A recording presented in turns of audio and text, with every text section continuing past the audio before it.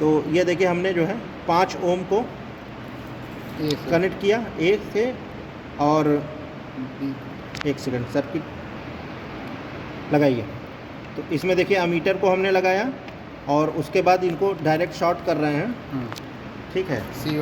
सी और डी में डायरेक्ट हमने शॉर्ट कर लिया, ठीक है। और उसके बाद अमीटर का कनेक्शन इधर इसको शॉर्ट कर दिया, आपस में शॉर्ट करके कर दिया, ठीक है। तो देखिए अब हम क्या करेंगे कि वोल्टेज देंगे इसको ऑन करने के बाद। तो देखिए ऑन करने के बाद आपको जो वोल्ट मीटर में वोल्टेज दिख रहा है ये 2.5 के आसपास दिख रहा है, ठीक है।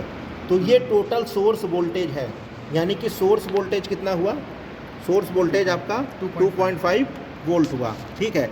अब ये आपका एक्टिव एलिमेंट्स का वोल्टेज हो गया है, और यही वोल्टेज सारे पैसिव एलिमेंट्स के वोल्टेजेस के समेशन के बराबर होना चाहिए। अब देखिए करंट अमीटर में जो शो हो रही है वो लगभग 170 के आसपास हो रही है मिली एम्पियर।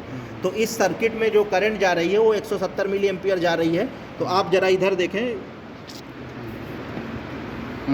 तो इसमें क्या हो जाएगा कि जो आपका V1 के क्रॉस जो है पहले वोल्टेज के R1 के क्रॉस R3 जो है R3 के क्रॉस जो आपका वोल्टेज हो जाएगा ये हो जाएगा current going through this resistance and the value of resistance, यानी कि R3 मल्टीप्लाइड बाई जो करंट अभी आपकी 175 मिली एम्पियर। तो 175 को अगर आप 5 से गुणा करेंगे तो आपकी जो है ये V1 वोल्टेज की वैल्यू आ जाएगी, ठीक है। इसी तरीके से आपके जो V2 जो आपका R4 रजिस्टर है इसमें जो वोल्टेज ड्रॉप आएगा टोटल ये R4 multiplied by current going through R4। अब चूंकि ये सीरीज में है तो R4 के क्रॉस आपको करंट निकालने की ज़रूरत नहीं, जो करंट आपकी R3 में जाएगी वही करंट R4 में जाएगी, क्योंकि सीरीज में जो करंट होती है वो सेम जाती है। तो R4 यानी कि 10 ओम मल्टीप्लाइड बाई 175।